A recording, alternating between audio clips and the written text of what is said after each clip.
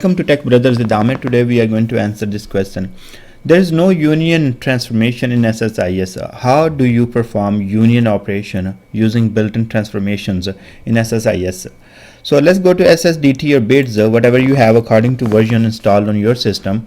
And as we are talking about union or union all transformation, we need to be on the data flow task or data flow pane because the transformations are there. In the control flow pane we have only tasks. So bring the data flow task here. Next part is open it, and now we need to read the data for multiple sources as we want to perform union operation. So I'm going to read the data from a couple of sources I have here. I will be reading data from source server 1 and server 2 from different tables.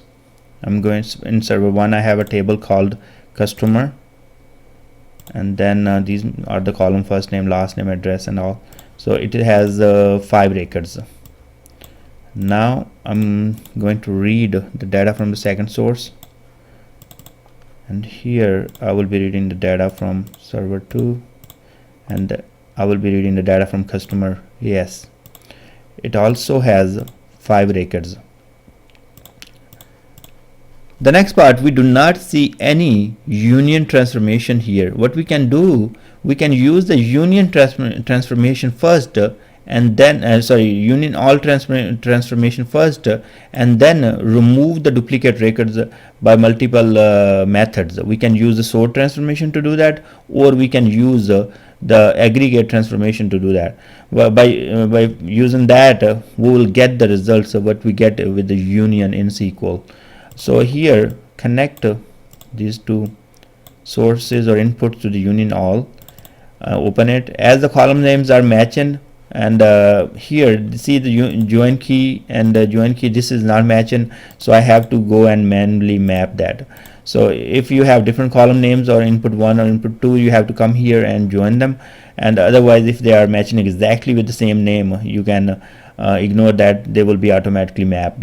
One more thing you want to remember: the metadata of these columns or data type of these columns should be matching. Names doesn't matter, you can map them, but if the data type is different, then you will have a problem.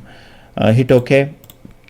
Now let's bring a multicast here, and then just for the test purpose, and see how many records we get here. I'm going to run the package. So we are reading 5 records from each of the input, and we use the union all. So it give us 10 records.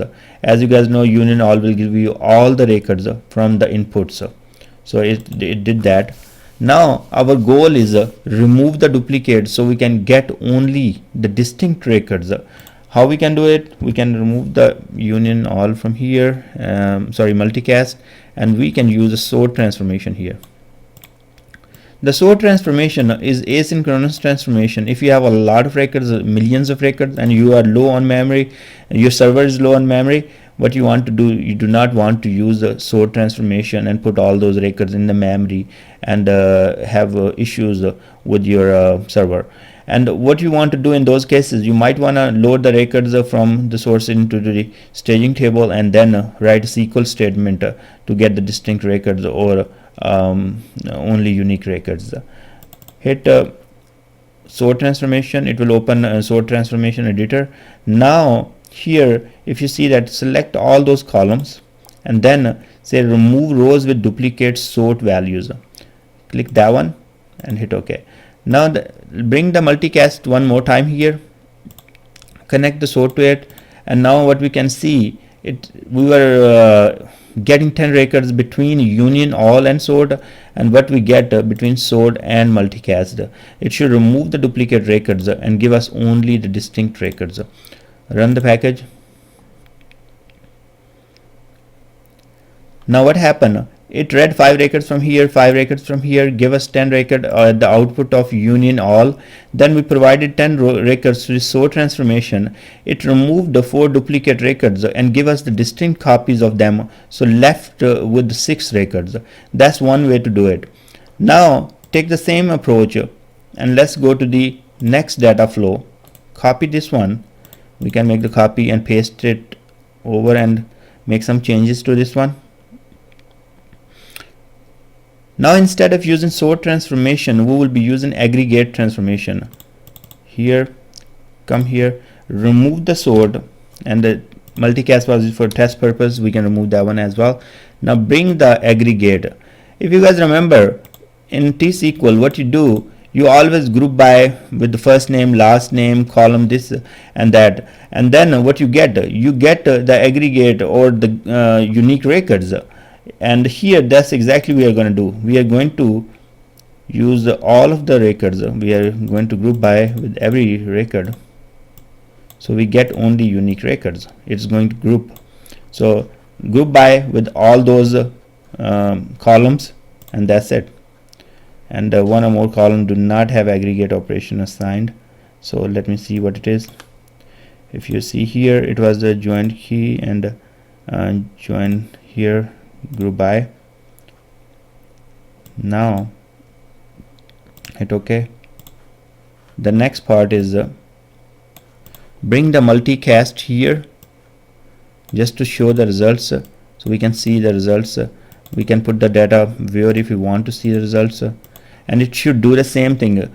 It should read 5 records, read 5 records from here, 5 here, and it should return us 10 after the union all, and then aggregate should be happening, and it should only return us 6 records. Those should be unique records. Run the package. In this case, the first one is also running. We didn't disable the first data flow, so it completed, but we didn't put any data viewer or anything, so it didn't return us. But in the aggregate, we did put the data viewer, so we can see the data, and here are our 6 records, and those are the unique records we got from 2 sources. So to answer our question, yes, we do not have a union transformation, but we can use a combination of transformation to perform the union operation in SSIS. Sometimes the both transformation, aggregate and union, if you see that we used here, they are not the best transformation. They can be hard on memory, and as they both have to put the records in the memory before they perform the operation. And remember that if you have millions of records and you have low memory on your server, you might want to approach in a different way. That I said, you want to put the records in the staging tables and write T-SQL statements, and that's how you want to get only the unique records. Thanks very much for watching this video, and I will see you next video.